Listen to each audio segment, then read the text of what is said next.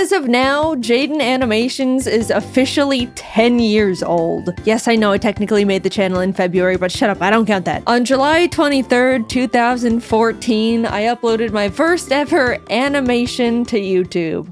Hey everyone, my name is Jaiden, and welcome. Alright, that's enough, you get the point. It's kind of old news that a lot of content creators have started retiring, especially after hitting the old 1-0. Making content on YouTube for 10 years has significantly changed the entire trajectory of my life. I started JaidenAnimations when I was 16. At the time, I was super shy, quiet, anxious, knew nothing about the world. I could count the number of friends I had on one finger. But not in a sad way, I liked my simple little life. For the longest time, I didn't even realize YouTube had channels or that people were uploading things like vlogs and series and skits. I mean, it was definitely less established at the time compared to now, but I saw YouTube as just the place to watch funny cats and compilations of people getting hit in the crotch. The way I found out about this whole online world was after coming home from school one day to find my laptop not turning on. Meaning, I couldn't play Minecraft anymore. We've all been there, it's tragic. To satisfy my desperate Minecraft hyperfixation, I typed Minecraft into the YouTube search bar to see if anyone just so happened to upload any Minecraft-related videos.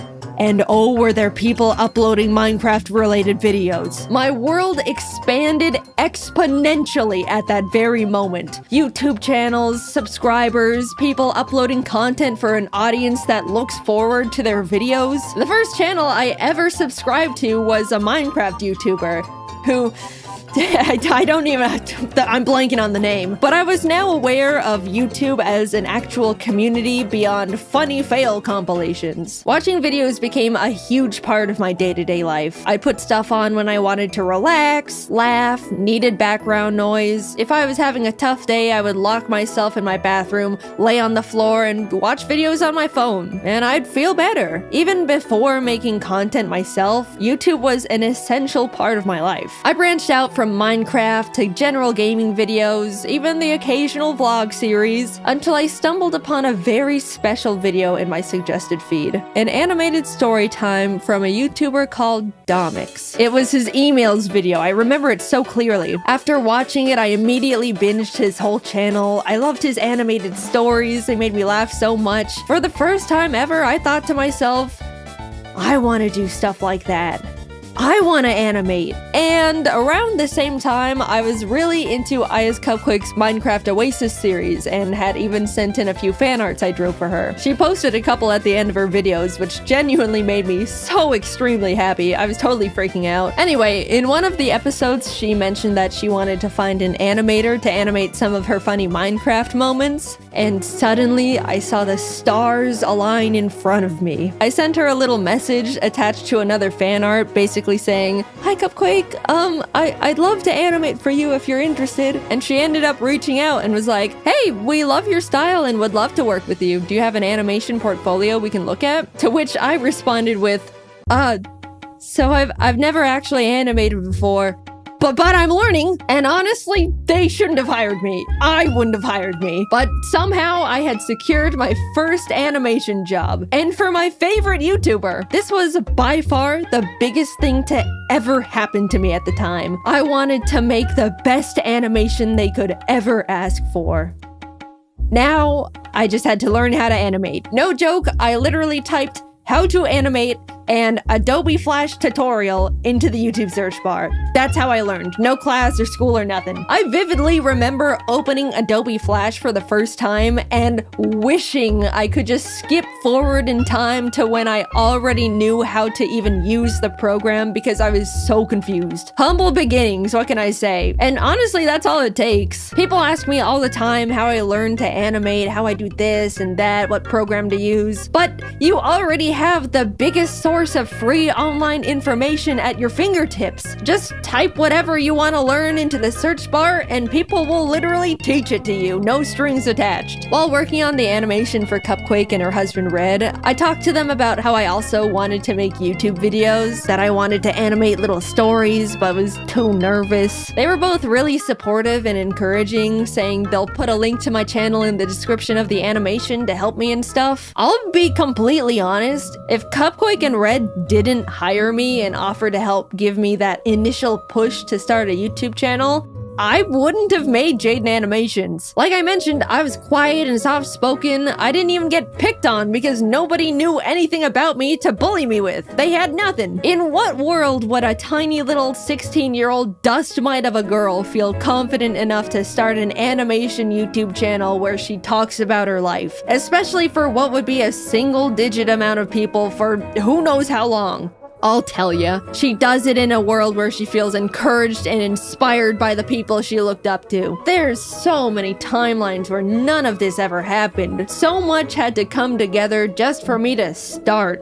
And against all odds, it did. I finished the animation, they posted it, and I spent pretty much the entire month reading every single comment. Everyone loved it, it was doing really well. I remember messaging Cupquake a giant soppy thank you paragraph when the video hit 1 million views. By the way, the entire animation was made on only 3 layers because any more would make my brain confused. I genuinely cannot believe they hired me. At the same time, I posted my very first video as JaidenAnimations, introducing myself and announcing that I'm gonna try out making animation videos. It's funny looking back at because if you don't know all the context, you'll watch my first video and be like, who is this dumbass talking to? She just started the channel, there's no audience yet. The shoutout Cupquake gave me in the description gave me the boost I needed to shake the second thoughts. I gained 2,000 or 3,000 subscribers right out the gate, and ever since then, I wanted to keep making more content, and I was really excited about it. I made more animations for Cupquake for a couple years alongside posting my own stupid little videos until eventually parting ways with them to focus entirely on JaidenAnimations.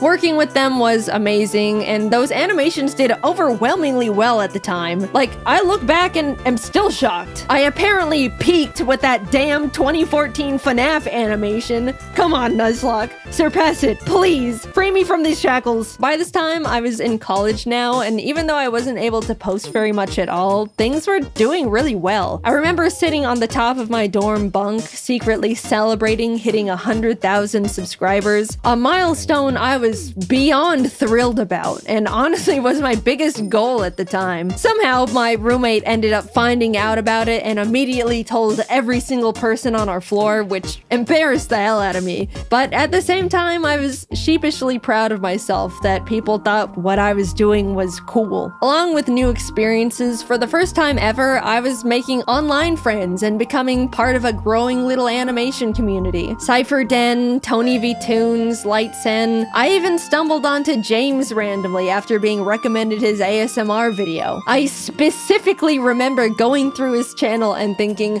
I can't believe this guy doesn't have more subscribers, he's so funny. And welp, would you look at that. After finishing my first year in college, I ended up talking to my parents about taking a gap year to see where all this YouTube stuff could go. They were, of course, hesitant at first. Making videos? On YouTube? For money? Can you even do that? But eventually agreed and have been my biggest fans ever since. I was officially doing YouTube full-time. I don't really know what happened, but a few months later, James started blowing up. In our little animation group chat, we were like, whoa, James, congrats, what's happening? And he was like, I don't know, oh my god. And then I started blowing up too, and suddenly the entire Storytime animation community was rising and thriving. It felt like we were strapped onto a rocket heading straight for the stars. People really loved watching Storytime animation. We went to our first ever VidCon, and there was a whole line of people that wanted to meet us, which is a crazy experience for our first convention ever. Since then, everything has kind of just been history. I kept posting, obviously, met new people, made incredible friends, started building my own animation team, learned a lot about the world, but most of all, being on YouTube forced me to grow thicker skin. I'm sure most of you can relate to some degree. Mindless hate, online arguments, people nitpicking and speculating that you're actually a horrible human being. Because of how normalized posting content is now with TikTok, Instagram, Twitter, YouTube, I'm sure everyone has gotten their fair share of the hate hammer, but 10 years ago, now, it was pretty much only big online personalities who were familiar with it, and it comes at you pretty fast. Suddenly, you have to figure out how to hide your personal information and tell family members to private their Facebook accounts, which they don't know how to do. Scary emails come in, uncomfortable comments, lots of uncomfortable comments. I got doxxed one time because someone speculated I was a narcissistic liar because I claimed to be shy and introverted, but would get loud sometimes when reading scripts. Also, fun fact, I never planned on being public with my full name, but the reason it got leaked is because my old high school published an online article about my channel and dropped the full government without my permission. I'm still pissed about that one. And I know, this is genuinely what you just have to expect when you make content online. It's awful, but it's the truth. I didn't want to quit, so I adapted to the horrible things awful videos made about me for attention. There's nothing a passerby hate comment can say that could surprise me anymore. If anything, they're all the same and it's just annoying at this point. Not saying I'm happy that I went through all of it and it should have happened. People can be genuinely awful. But I'd like to say I've come out of it all a version of myself that wouldn't have existed otherwise. Not because of all the shitty things, but in spite of them. I've learned how to stand up for myself, grew my confidence, learned how to separate myself from my work and not take comments personally. All things you learn out in the world over time as you grow up, but crank to 100 and during the most insecure years of a person's life. It was hard, but hey, I'm still here, aren't I? I look back and see my mistakes, bad takes, stupid ideas, regret here and there. It's overwhelmingly stressful to grow up and learn and change while in the public's eye, even more now than ever. But all things considered, I believe I was always trying my best in the position I was in, was constantly trying to be the best person I could be, and I won't ever be upset at myself for that. Also, I do want to say, a big thing that's followed me throughout almost my whole career at this point is the fact that yeah, I've talked about mental health and things I've struggled with at the time, like anxiety, depression, rock bottom confidence, etc., etc. I've definitely spilled my guts out on the floor in front of the internet a couple times in my day, and there's no part of me that regrets it at all. A lot of people have told me that they felt more understood or learned things about themselves through those videos, but as a now adult that's had the time to grow and adapt and overcome these things, man, you guys kind of still think I'm a little bit pathetic. I see comments all the time when I'm in my friends' videos or being involved in a big event, and so many people go, wow, I can't believe how far Jaiden's come from being this puny little scared teenager. I'm so proud of Jaiden really stepping out of her comfort zone here. She is just so brave for showing her face after dealing with such low confidence. That one's always funny because it can definitely come off like I should still be self-conscious, which I'm not, by the way. I get what those comments are saying, I really do. But guys, not everything I do has to be brave. I'm just doing fun things with friends on camera. We don't need the 24/7 Jaiden cheer squad busting out the trophies and medallions every single time. And we also don't need the Jaiden defense squad scrapping with anyone that says anything non-positive about me. It's the internet. People have the right to not like me for whatever reason. I promise, it's okay. I'm an adult. I'm doing fine. I appreciate the concern. At this point, it just comes across like I'm very pathetic and puny and can't do anything. Now, somehow, a decade has passed. I'm not the tiny, small 16-year-old who's afraid of everything and can't talk out loud for more than 15 minutes without straining her throat. That's true, by the way. I spent 15 minutes recording audio for my first video and my throat was dead afterwards. It was pathetic. Now I can record for an hour, which still hurts my throat. You can probably hear it, but that's a 400% improvement right there. I'm 26, created hundreds of hours worth of content, have the most wonderful team in the world behind me, am surrounded by amazing friends, live with the most important person in my life, with the most important little creatures in my life. I've gotten to meet content creators I've looked up to, got to tour and travel the world with talented friends, talk on panels to hundreds of people who wanted to hear what I had to say, been able to tell the people that inspired me how big of a role they've played in my career, and even got to stand next to them as an equal. I'm happy. Sure, it's always been and still is difficult dealing with the stress of being in a big spotlight. I went through some bad stuff, navigated rocky mental health, trusted people that hurt me, had to pretend not to be affected by things that were genuinely hurtful just to not empower people that wanted to see me break, all while in the eye of the public where one wrong step could crumble everything I've ever created. But I'm really happy with the place I'm at, the person I've become, and the environment I've built around me. So, what's that leave me with now? A full decade, man. Damn. 10 years of the most difficult, enjoyable, terrifying, exciting, stressful, grateful, soul-crushing, unforgettably special moments of my life. How lucky and grateful I am to have the privilege to say I've gotten to experience so many impossible things, to have so many dreams created and come true, to see myself persist through such a difficult position to be in. After taking a lot of time reminiscing and thinking about what could come next, the direction I want to take to follow what could keep making me happy, I've come to accept that YouTube isn't gonna be part of it. I'm happy with what I've accomplished. I had my rise and grind years, I experienced real and true passion. That's all I could really ask for here. There's not much else I want to do beyond it at this point. But before you freak out, I'm not quitting right this moment. I still absolutely love making content and still have the desire to keep making videos. But my YouTube years are numbered now. I fantasize about logging off as JaidenAnimations and